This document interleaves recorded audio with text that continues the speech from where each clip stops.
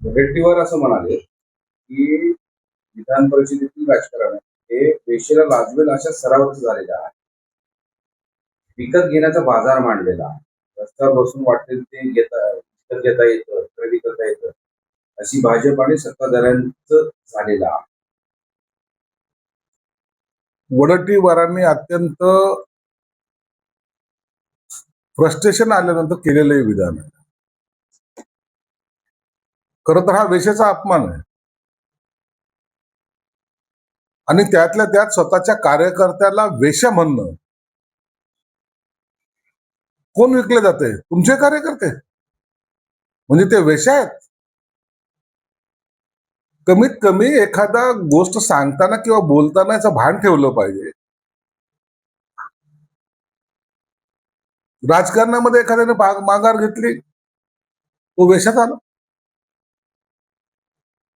इतके वर्ष तुमच्याबरोबर जो कार्यकर्ता काम करतोय, तुम्हाला त्याला अशा भाषेमध्ये बोलणं अत्यंत गैर आहे. मला वाटतं ह्या सगळ्या लोकांना, म्हणजे महाविकास आघाडीचे जेवढे लोक आहेत ना, त्यांना फ्रस्ट्रेशन आलेलं आहे. कार्यकर्ते त्यांच्याकडे टिकत नाही, ते पळतायत आता. अरे डुबणाऱ्या जहाजामध्ये कोणी बसत नसतं, मग हे कार्यकर्ते कसे टिकतील? 19च्या विधानसभेच्या वेळेला तुम्ही काय केलं? उभाटाबरोबर जेव्हा गेले, मग तुम्हाला काय म्हणलं पाहिजे? तुम्हाला कोणतं नाव द्यायचं? शरद पवारच्या राष्ट्रवादीला काय नाव द्यायचं? मग त्यावेळेला जर तुम्हाला कोणी म्हणलं असतं की तुम्ही वेश्या आहात, तर तुम्हाला काय वाटलं असतं? म्हणून बोलताना थोडं भान राखा. तुम्हाला सत्ता हवी असली तर वाटेल त्या तडजोडी करू शकतो, परंतु कार्यकर्ता जर बहुमत नसताना जर निवडणूक लढवायची मनस्थिती त्याची नसेल, तर त्याला या प्रकारे हिणवणं हे योग्य नाही. म्हणून त्यांच्यावर आता भाष्य करण्यापेक्षा कार्यकर्त्यांनी तिथं न राहणं हेच त्याच्यासाठी चांगलं आहे. मोदी आणि अमित शहा यांच्या संदर्भात बोलण्यासाठी ते वडट्टीवार असं म्हणते, की हा देश विकू देणार नाही असं म्हणणाऱ्याने देश विकला आहे. पैसे आले कुठून? कारवाई दोघांवरही व्हायला पाहिजे. विकले गेले त्याची चौकशी व्हायला पाहिजे. आता देशाच्या पंतप्रधानावर कारवाई, इलेक्शन कुठलचं? विधान परिषदचं. आरोप कुठं? महाराष्ट्रामध्ये. कारवाई कोणावर करायची? मोदी आणि अमित शहावर. मला वाटतं यांना आता मेंटल हॉस्पिटल शिवाय पर्याय नाहीये, म्हणून या वक्तव्याकडे आम्ही गांभीर्याने लक्ष देतो.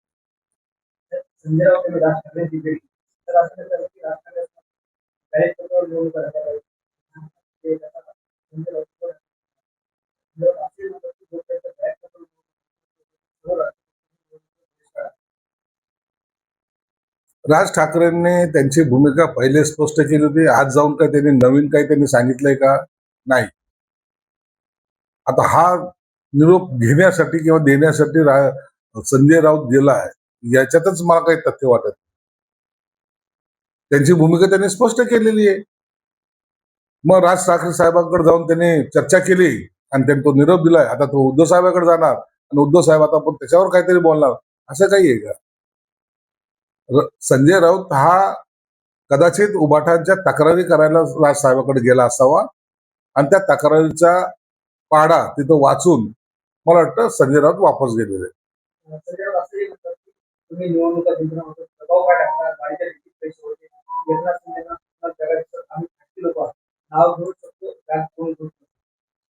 घ्या ना, नाव घ्या ना.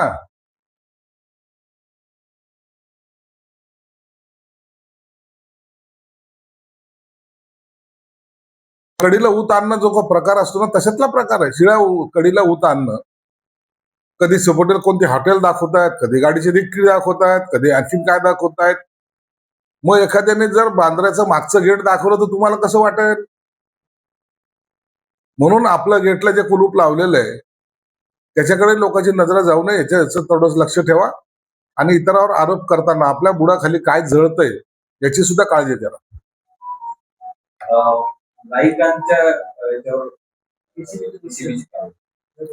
आली वैभव नाईकला नोटीस गेली असता तुमच्या माध्यमातून कळतंय, आली तर ठीक आहे, त्याचं ते उत्तर देतील.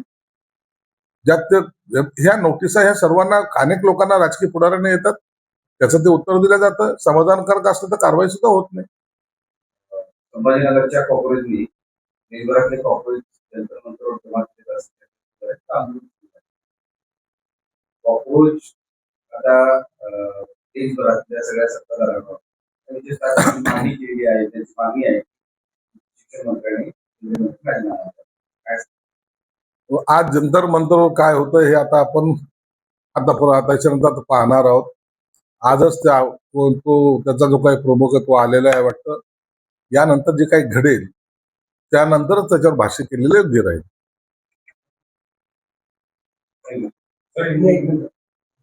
दुबई वगैरे आम्ही दाखवते का विषयाला पोषण करायला सामान्य तिला अत्याचार करत गावांतर देखील लव्ह जिहादचा हा विषय नाशिक नंतर आता संभाजीनगरमध्ये पण निदा खान प्रकरणामध्ये मी पहिल्या दिवसापासून बोंबलून सांगतोय की निदा खान प्रकरण हे नाशिक पुरतं मर्यादित नाहीये. याचे धागेदोरे पूर्ण महाराष्ट्रामध्ये विखुरलेले आहेत. याची एक चैन आहे हे मी वारंवार सांगत आलेलो आहे. आता त्याचा प्रत्यय येतोय.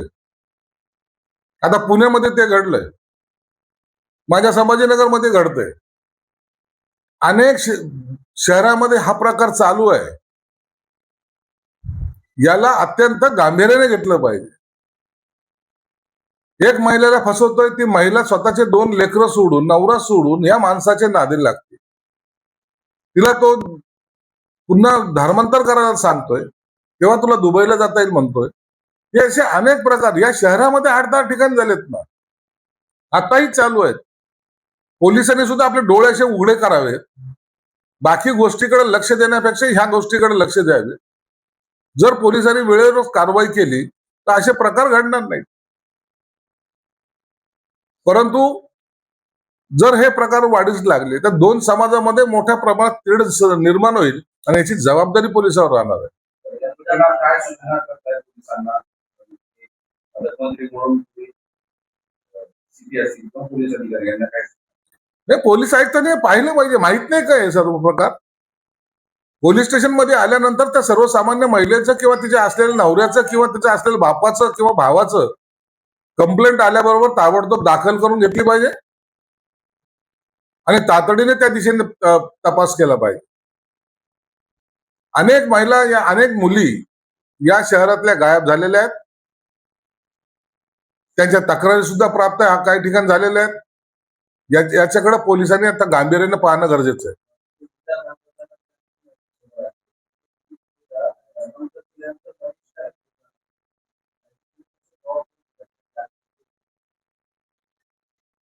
नाशिकच्या प्रकरणामध्ये जी पीडित महिला आहे तिचा जबाब जर पाहिला तर तिला अनेक प्रकारे टॉर्चर केले गेलेले.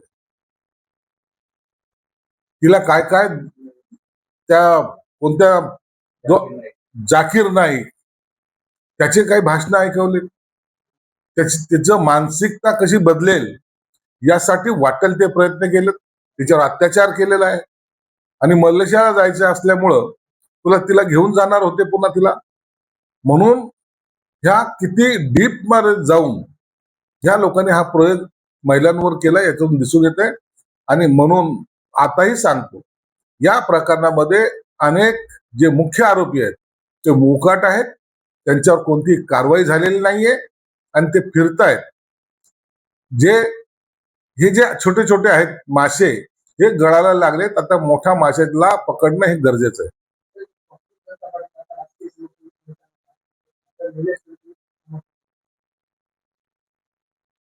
त्या पार्टीवाल्यांना काय निलेश लंकेकडे काय पत्र पाठवलं होतं का? हे कोणीही उठतं काही बोलतं. मतदारसंघ पहा, नंतर बाकी समर्थनाच्या गोष्टी करा.